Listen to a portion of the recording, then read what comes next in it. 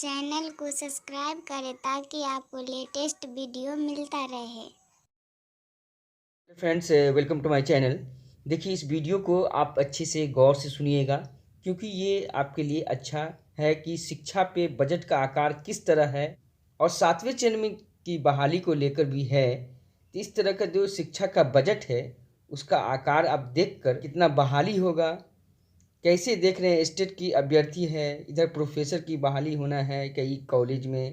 तो इस तरह सातवें चरण से रिलेटेड और सिक्स फेज से रिलेटेड पूरा क्या कैलकुलेशन किया गया है, किस तरह किस में कितना बजट दिया जाएगा। चलिए हम चलते हैं एक न्यूज के माध्यम से आपको पूरा डिटेल उस हिसाब से। और शिक्षा को लेकर पहले से ही स्थिति जब खराब है बिहार में, क्या उसे आगे लाने के लिए बिहार सरकार ने कोई विशेष प्रावधान किए हैं शिक्षा विभाग के बजट को लेकर? जवाब निराशा भरा ही लगता है। ये रिपोर्ट देखिए, समझ जाइएगा।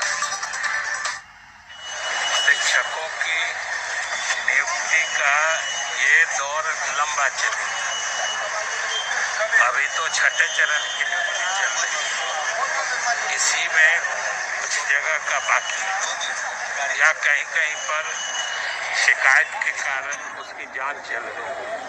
तो जहां नहीं पूरा हुआ वहां तो पहले हम छठे चरण को पूरा कराएंगे, और एक बार छठे चरण की नियुक्ति की प्रक्रिया पूरी हो जाती है, फिर हम लोग सातवें चरण की प्रक्रिया आरंभ करें।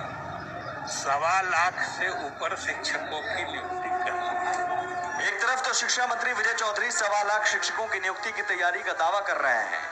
छठे चरण के बाद सातवें चरण की नियुक्ति की प्रक्रिया जल्द शुरू करने का दावा है, लेकिन सवाल है कि क्या नए बहाल होने वाले 1.25 लाख शिक्षकों के लिए सरकार के पास बजट है? सवाल के जवाब के लिए लोगों की नजरें टिकी थी सोमवार को पेश हुए बजट पर, और जब बजट पेश किया गया तो सवाल के जवाब में निराशा ही हाथ लगी। जवाब समझने के लिए सुनिए वित्त मंत्री तारकिशोर प्रसाद का ये बयान। वर्ष 2022-23 में 6 सूत्रों का बजट प्रस्तुत किया जा रहा है। यह 6 सूत्र हैं जो मानव जीवन से जुड़े हुए हैं और राज्य के विकास में उसकी बड़ी भूमिका है। एक, स्वास्थ्य; दूसरा, शिक्षा; तीसरा, उद्योग एवं उद्योग में निवेश; चौथा, कृषि एवं संबद्ध क्षेत्र; पांचवा, आधारभूत संरचना, ग्रामीण एवं शहरी एवं विभिन्न वर्गों का कल्याण। इन 6 सूत्रों पर वर्ष 2022-23 में मुख्य केंद्र रहेगा।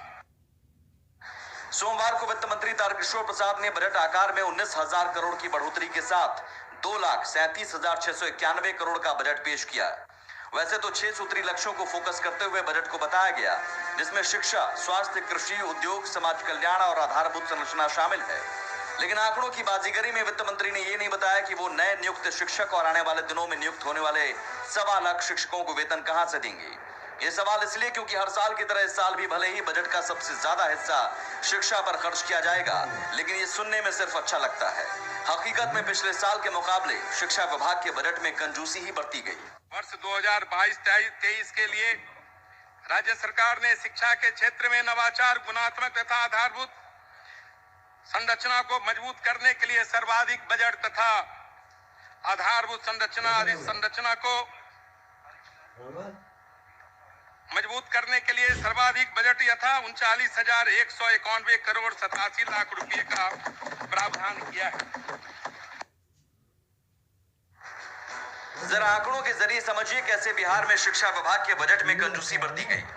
पिछले साल 2021-22 बजट में शिक्षा विभाग के लिए 38,035 करोड़ का प्रावधान किया गया था, जबकि 2022-23 के बजट में शिक्षा विभाग को 39,191 करोड़ दिए गए हैं।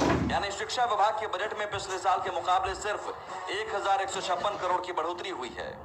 इसे अगर दूसरे नजरिए से देखें तो शिक्षा के बजट में कटौती ही की गई है। 2021-22 में 2,18,000 करोड़ के बजट में 17% हिस्सा शिक्षा के लिए, जबकि 2022-23 में 2,37,000 करोड़ के बजट में 16.5% हिस्सा शिक्षा के लिए है। मतलब प्रतिशत में देखें तो शिक्षा के बजट में पिछली बार के मुकाबले 0.5% कटौती ही हुई है। ये कटौती तब की गई जब छठे चरण के तहत 42,000 नए शिक्षकों की नियुक्ति की जा रही है, जिनके वेतन पर राज्यांश मद से 40% का खर्चा राज्य सरकार को देना होगा, जिस पर लगभग 1,100 करोड़ खर्च होने का अनुमान है। छठे चरण में माध्यमिक और उच्च माध्यमिक शिक्षकों के 32,714 पदों पर नियुक्ति बाकी है। वहीं छठे चरण में प्राथमिक शिक्षकों के 47,000 से ज्यादा और माध्यमिक उच्च माध्यमिक शिक्षकों के लगभग 25,000 पद खाली रह जाएंगे, जिसे 7वें चरण की बहाली में जोड़ा जा सकता है। यानी आने वाले दिनों में 1,04,714 शिक्षकों की बहाली होनी है, जिसमें प्राथमिक शिक्षकों के 47,000 शिक्षकों के वेतन के लिए करीब 1,600 करोड़ की जरूरत होगी। यानी छठे चरण और 7वें चरण के कुल 89,000 शिक्षकों के वेतन के लिए करीब 2,700 करोड़ की जरूरत होगी। वहीं छठे और 7वें चरण के तहत माध्यमिक और उच्च माध्यमिक शिक्षकों के कुल 57,714 शिक्षकों के वेतन के लिए करीब 2,800 करोड़ की जरूरत होगी। यानी आने वाले दिनों में नए बहाल होने वाले कुल 1,46,714 शिक्षकों के वेतन के लिए करीब 5,500 करोड़ की अतिरिक्त जरूरत होगी। यानी पिछले बजट 38,000 करोड़ के अलावा 5,500 करोड़ सिर्फ नए शिक्षकों के वेतन के लिए ही चाहिए, लेकिन बजट में सिर्फ 1,156 करोड़ की बढ़ोतरी हुई है, जबकि शिक्षा विभाग के 39,191 करोड़ में 7,910 करोड़ सिर्फ स्कूल निर्माण पर खर्च करने का प्रावधान किया गया है। शिक्षा राज्य में शिक्षा के क्षेत्र में नवाचार सुधार किए गए हैं। राज्य सरकार द्वारा माध्यमिक विद्यालय विहीन पंचायतों में कुल 6,298 उत्क्रमित एवं 9 स्थापित उच्च माध्यमिक विद्यालय के भवन निर्माण हेतु 7,530 करोड़ 42 लाख रुपए की स्वीकृति प्रदान की गई है।